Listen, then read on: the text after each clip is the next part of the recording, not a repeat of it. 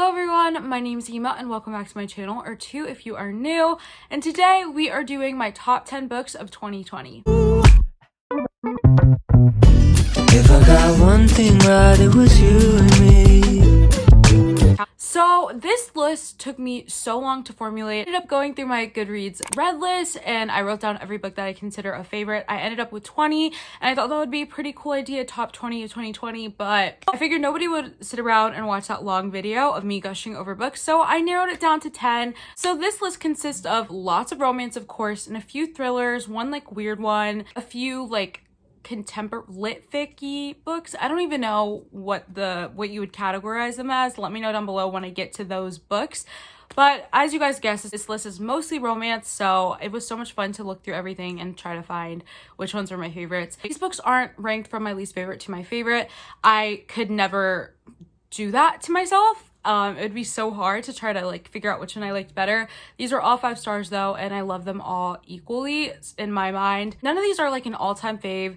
I have yet to find a book that I would consider to be an all-time favorite. Hopefully 2021 will be the year of that, finding all-time favorites. As I mentioned before, when I went through the list, I found tons I loved, but didn't quite meet the top 10. So I'm gonna do a few honorable mentions really fast. My first honorable mention, From Blood and Ash by Jennifer L. Armentrout. I love this book. It was so much fun. This was like the second fantasy that I read and it brought me places. I was really fun like diving out of the other world. So a goal for 2021 is to read more fantasy. So this is a big honorable mention for me. A big one. The second honorable mention is The Prince and the Pawn by B.B. Reed. This is the final book in her series When Rivals Play, and I loved this one. It was ready. It was so much fun. I loved it. Vaughn and Tyra are my favorite couple in that entire series, so it was so fun to finally read about them. Finally. Another honorable mention is Mr. Masters by T.L. Swan. I actually read this recently with Charles. We buddy read it together, and guys, so good. That's another goal of mine for 2021 is to read more T.L. Swan. I absolutely adored this book. It was so much fun. Also, I'm reading on my busted notebook if you see me looking down.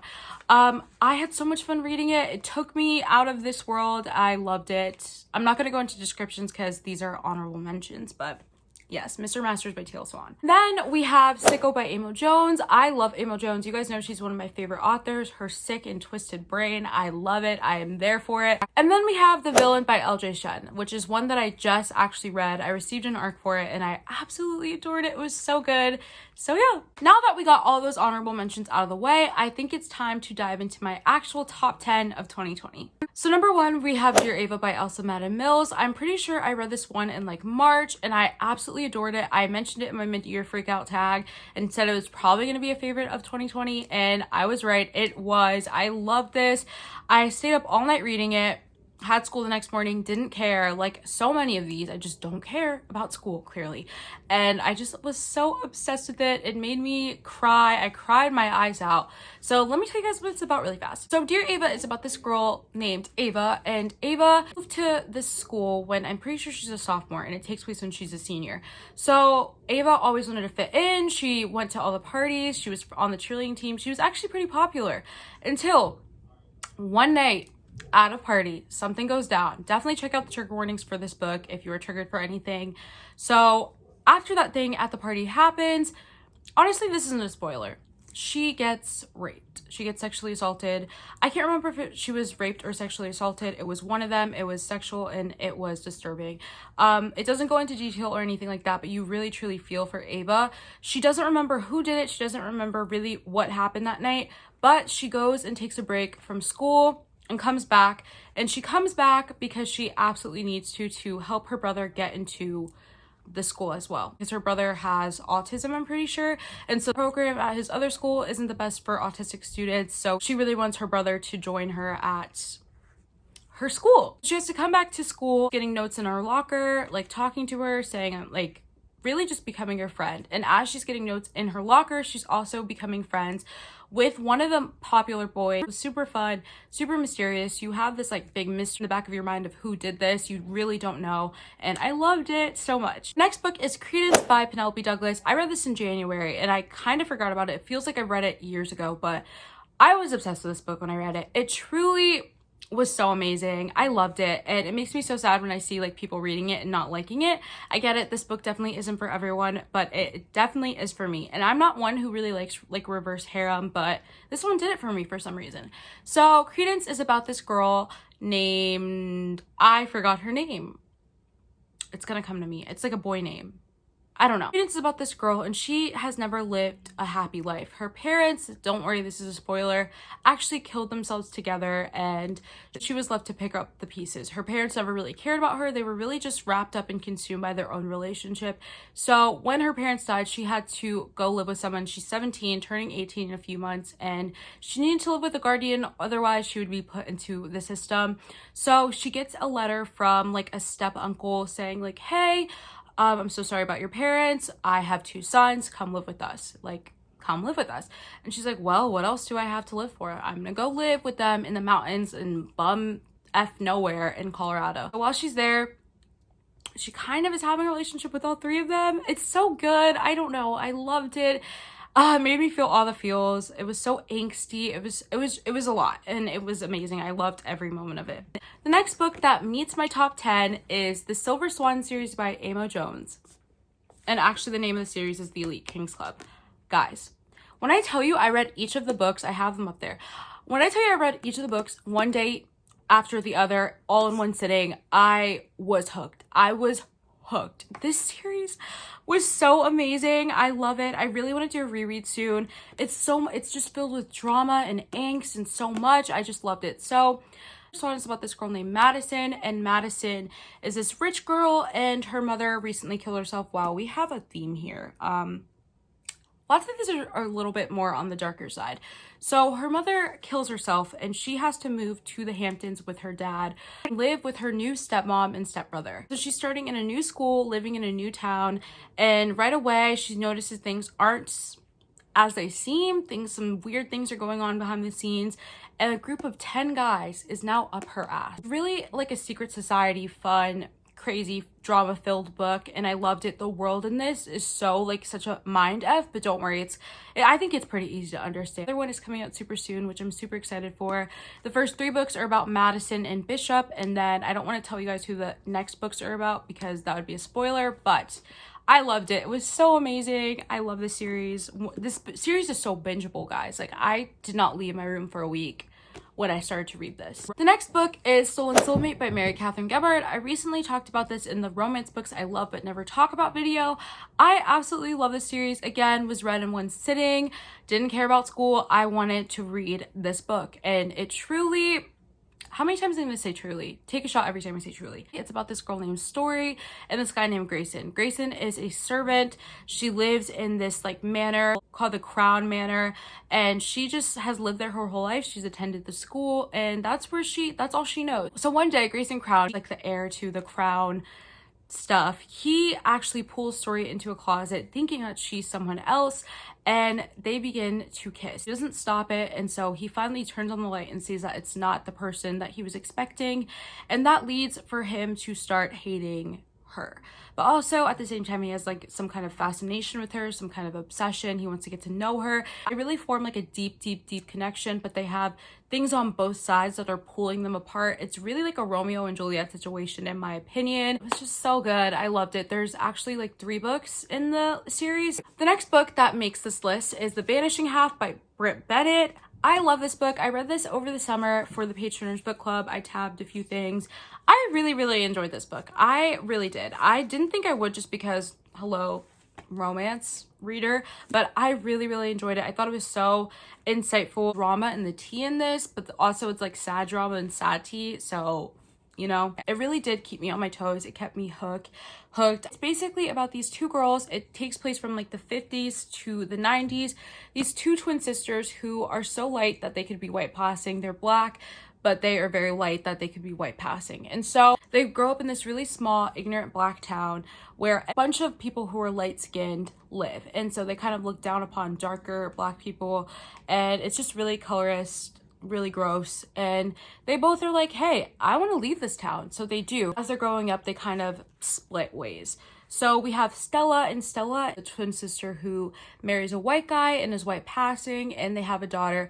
And then there's 𝕓𝓸𝓬𝓬, and 𝕓𝓸𝓬𝓬 is the one who loves herself, loves who she is, and she marries a very dark Black man, and then they have a dark Black daughter.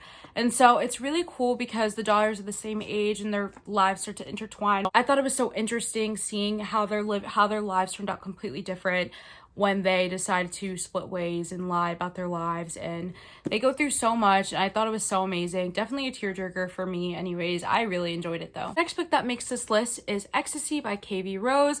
You guys, if you are new here, I talk about this book so much. It is truly one of my favorites. I want to reread it soon. I tabbed so much in this. It's just so amazing. So basically, Ecstasy is kind of a love triangle. I know people don't really like love triangles, but I personally love them. When I get into a good love triangle, ooh, there is nothing that is going to stop me from finishing that book in one day because I am hooked. I love the tea. I love the drama. It's the blueprint for me. Like, hello, love triangles, Hannah Montana, Wizards of Waverly Place. I think there was a love triangle in there. I do not remember, but let's talk about Ecstasy. So Ecstasy is about this girl named Zara, and she is a drug addict. All three of them attend the same university, and Zara is in a toxic relationship with this guy named Alex. Alex is crazy. Alex is toxic. Honestly, all of them are crazy. All three of them. But Alex has a roommate named Eli. Eli has always been in the background watching Zara and Alex's toxicness, and he didn't really want a part of that. But the final straw happens when Zara and Alex have this huge fight and they decide to call it quits. And so Eli's like, wait, I actually care about Zara. I'm going to go for her. And so they start talking, but also Zara also wants to repair things with Alex, and Alex low-key wants to repair things with her. This book is the epitome of toxicness, and when I tell you I cried my butt off, I cried my butt off. Like, it was so beautiful seeing who she ends up with, the drama, guys, the tea, guys, it overflowed. It was brewing. It exploded in my lap, and I cried like a baby. It was so beautiful. There's definitely some trigger warnings in here, so if you're interested, definitely look into it and see what it is. But this is definitely a favorite of the entire year. You know what? Maybe this could be an all-time favorite.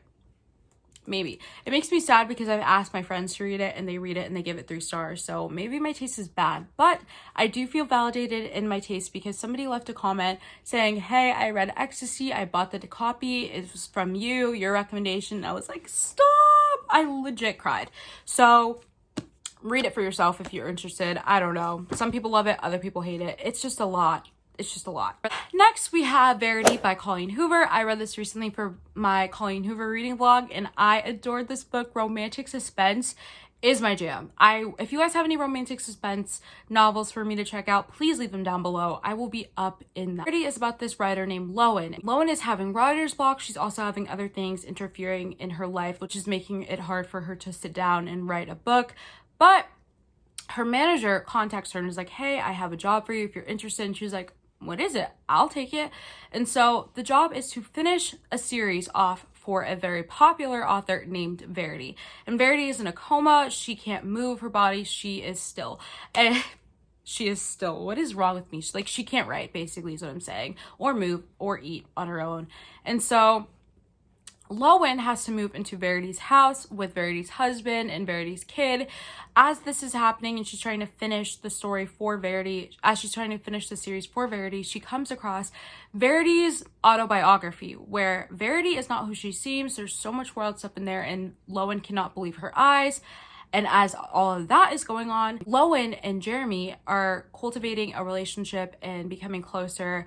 And yeah, but also while that's happening, some creepy stuff is going on in the house. Is Lowen seeing things? Did she really see that curtain move? Did she really see a knife there that wasn't there before? It is so wild, so crazy. Some spooky things are going on. Some lies are being told. And guys, I was here for it. It really took me out of my life, and I was up in that.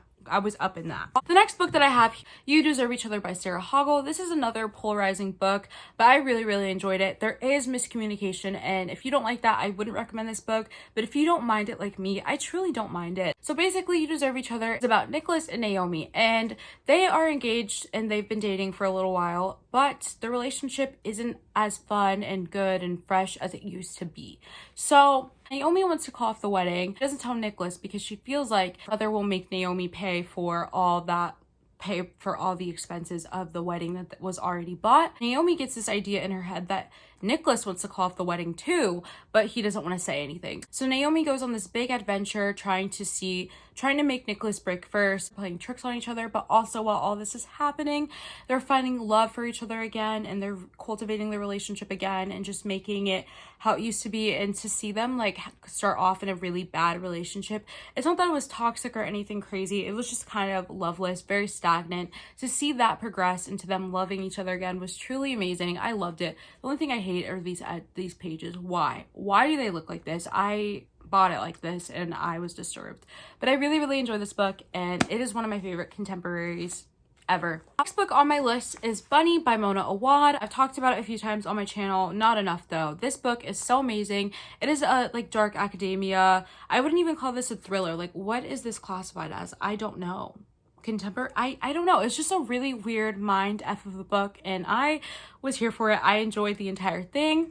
So Bunny is about this girl named Samantha, and she's very poor. She goes to this very pretentious college where everybody's in their master's program and they're very focused on the art and they want to be the best writers out there, and it's just very that vibe, you know, the very pretentious, hardworking vibe. But Samantha, she writes really dark stuff. So Samantha has only one good friend in the area, and she doesn't even go to the school. Her name is Ava. Ava is like this poor girl like Samantha, and she absolutely hates rich people. She's like, eat the rich. And I'm like, yes, girl. Samantha has gone to the school for 2 years now, and she notices this group of girls who call each other Bunny. She's had classes with them. She's always in their vicinity, and she thinks they're really weird, but also she's kind of intrigued by them and wants to know more about them, which I think is really fun. So one day, the bunnies invite Samantha to join in on their workshop. And so Samantha's like, okay, like, we low-key know in our brains that Samantha wants to be a part of this group. She has a pity party for herself.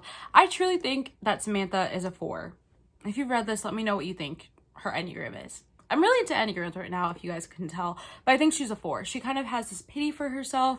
But when she joins this workshop and gets closer with these girls, she gets sucked into their world and craziness ensues, and it's just so fun. I loved it. It was really weird, but I loved it. I definitely want to reread it soon. I'm not a big rereader, but that's something I want to work more on in 2021, rereading when I want to reread, because there's just so many books in the back of my mind that I'm like, you haven't read that, why are you about to pick up this new one? But who cares? Reading is supposed to be for fun, so I really need to let go of that notion in my head. And the last book of 2020, again, this isn't my all-time favorite or better than the rest, it's just one that I really enjoyed, and this is Anxious People by Frederick Bachman. Ew, I absolutely hate when these matte covers do that stupid thing and they peel, but wow, who hurt this?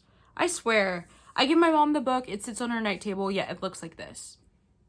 Anyways, Anxious People, so good. I cried like a baby. If you saw my Enneagram reading vlog, I cried like a baby. It was so bad, but so good. I look like a clown. Anxious People is about a hostage situation with a bank robber. So the bank robber runs into an apartment viewing and he holds all the people there hostage. And it's really crazy and so good. I was kind of annoyed because I found that the characters were really unrealistic and I couldn't tell if this was stupid. But when you get to the end of the book, you're like, everything ties together, everything makes sense, you understand why the characters are the way they are, and it was just so beautiful, guys. Like, I thought it was a pretty weird way to reflect on human life and human experiences, but this honestly works so well. I cannot wait to read Beartown. I'm tearing up thinking about this. I was doing the Green Team live sprints on my channel, and Cheyenne was reading Anxious People, and when she was talking about it, I legit started to tear up because it just made me so happy to see that. Although, not me tearing up right now, it just made me so happy to see that although you have these experiences, like everybody comes from different walks of life and stuff, you can all come together for one common good. Like, it was just so beautiful. The end got me, guys, like the end. not be crying right now. I'm trying to get everybody to read this book. I gave it to my mom. It sat on her side table. I gave it to my dad. My dad is like, okay, I'll read it. I'll take it with me. I'm like, no, you're not going to read it. I need you to read this because I truly lost it. Like, it was so beautiful, guys. This is literally a self-help book for fours, like I mentioned in my Enneagram video, but I absolutely adored it. I don't know. It was really insightful, and I want to reread it immediately. Will I do that? Probably not, but I definitely do need to reread a lot of these books because they are my favorites. So yeah, that wraps up Ratchet Notebook. That wraps up my top 10 of 2020. This year was such an amazing year for reading. Obviously nothing else. This year sucked in the real world, but in the fictional world, so beautiful. I don't know. I'm getting really emotional talking about all these books. This year has just been so great. I started my booktube channel in the very beginning of quarantine in April, and I just met so many amazing people, and I've read so many amazing books, and I've lived so many lives with these books, and I'm just so happy that I was able to rekindle my love for reading again this year. And I cannot wait to see what 2021 brings to my life, to the real world, to my book world, to my booktube world. And yeah, I'm very happy. I'm looking at all my favorite books here and I'm getting emotional because it's just so good. That wraps up my top 10 of 2020. Why do I have tears in my eyes? I really need to end this right now, but thank you guys so much for watching. I hope you guys enjoyed. Don't forget to like, comment, and subscribe. If you enjoyed, it really, really helps me out and helps to support me, so make sure to do that if you enjoyed. And yeah, I will talk to you guys soon. Bye. If I got one thing right, it was you and me.